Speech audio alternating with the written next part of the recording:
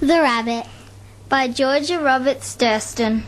There once was a rabbit developed the habit of twitching the end of its nose. His sister and brother and various other said not notice the way that it goes. Now one clever bunny said, "That's very funny, I'll practice it down in the dell." The rest said if he can, we're positive we can, and they did it remarkably well. Now all the world over, where bunnies eat clover and burrow and scratch with their toes, there isn't a rabbit who hasn't the habit of twitching the end of its nose. Oh, very good. Little clap from the people in the booth. Very nice. Who wrote that, girls? Nobody. I got it out of a book. Play school book. Just out of a play school book, is it? Well, you read it beautifully. And there are two more ladies stepping up to the microphones now. And while they're doing that, I want you to listen to this. It's really good.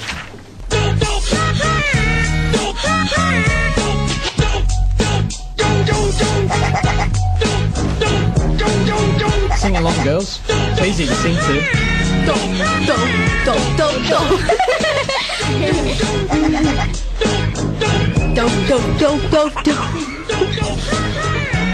do. We've got Sinead, and for the first time tonight, Kiralee. Welcome to the show, Kiralee. Thank you. I'm going to start with what you'd like to be when you leave school, when you grow up. Well, I think being a vet, either a vet or an animal carer would be really fun because I love animals. Oh, that's a great thing. Excellent. Well, you're going to have to study really hard to be a vet. Sounds like a great profession. Sinead, we never asked what you wanted to do when you left school. I'm pretty much the same thing, but I would never like to be a vet because I get really sad when animals die and that.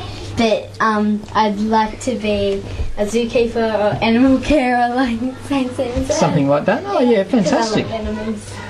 We have to ask Kiralee's favourite moment, most embarrassing moment. What was your most embarrassing moment, Kiralee? 2 years ago at the swimming carnival, I was about to jump off the diving block for freestyle, and the buzzer went and I fell off the diving block, and everyone was laughing at me in the stands, but I just had to keep on going. Yeah, I was laughing all the way through the water. Were you? Yeah. Oh, so girls, you've got a poem for us as well. Yeah. Well, you can take it away. And sorry, before we start, this is a very special poem because, Kiralee, tell us why it's so special. Well, I wrote it with my dad for the speech and drama at Stedford. So it's completely original, yeah? I'm doing it too. Fantastic. All right, Sinead and Kiralee reading a great poem. What's it called, girls? The Cane Toad. The Cane Toad. One day the Hughes family were driving along the road when out of the bushes jumped a horrible-looking toad, covered in lumps and bumps and as big as a cat. My dad wanted to stop and hit it with a bat. It was a toad, a cane toad, a disgusting-looking creature with nothing nice about it, not one good feature. So Dad swerved and lined the fat thing up and got it a bullseye. Now it's as flat as a mat.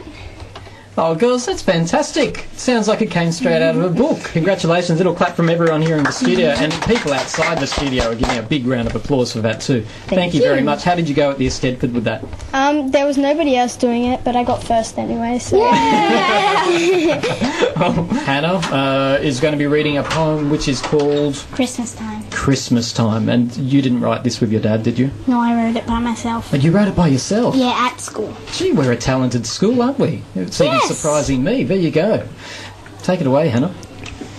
Christmas Time by Hannah Brown. Christmas time is time fun. We need to get the presents done. Up and down the stairs we go. Oh no, not another one. It's Christmas time, time fun. My cousin, he wanted a gun. Hi guys, are you excited? Sure, I'm delighted. Christmas time is nearly over.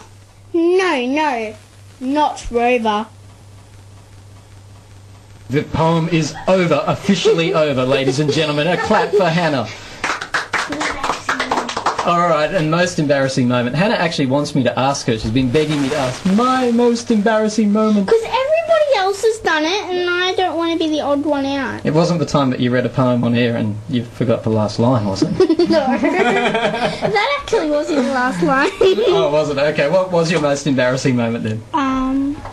Well, it was when I was really little. I it was raining and it had just stopped raining, and down the front there's a hole in, there used to be a hole in the road, and I went down there because all the neighbours and everything were down there, and I had this beautiful pinafore dress on, and all the front of me was full of mud, and Mum thought that I had just fallen over in the mud.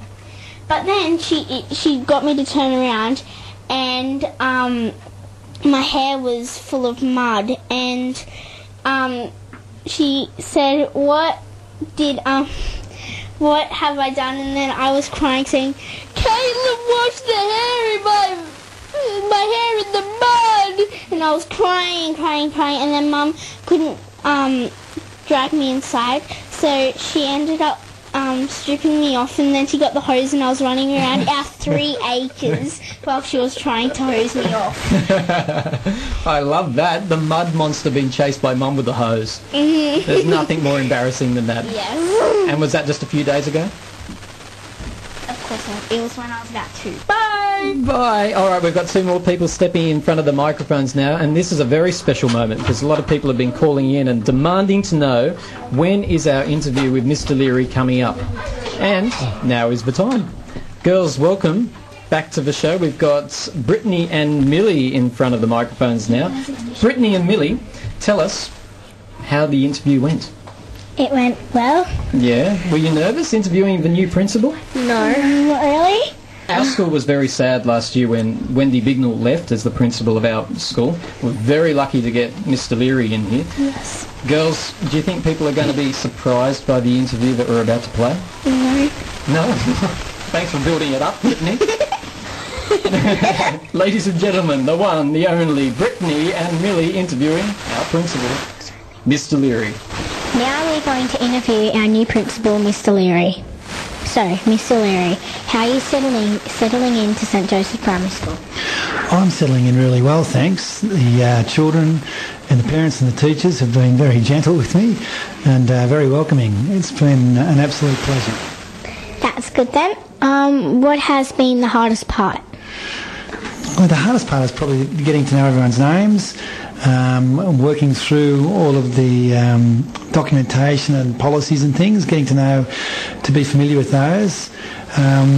But to be honest, I've enjoyed it all because it's all new, and as I say, everyone's been very understanding, very helpful toward us.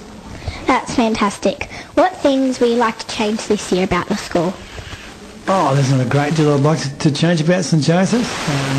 There are possibly some building considerations that might need some planning over the next couple of months, which could have a reasonable impact on St Joseph's. But other than that, I'd like to keep things rolling along the way they are. That's good then. Now finally, are we the best students you've ever had? It's a tough question because there's some Agnes children out there listening. I've got to say, I find all kids are wonderful. But I must say that the children at St Joseph's have been as friendly as any children I've come across. That's good then. So thank you for having us to interview you. Thank you. Goodbye. Attention, this is an emergency broadcast. All is well in the school. Enjoy it, enjoy it.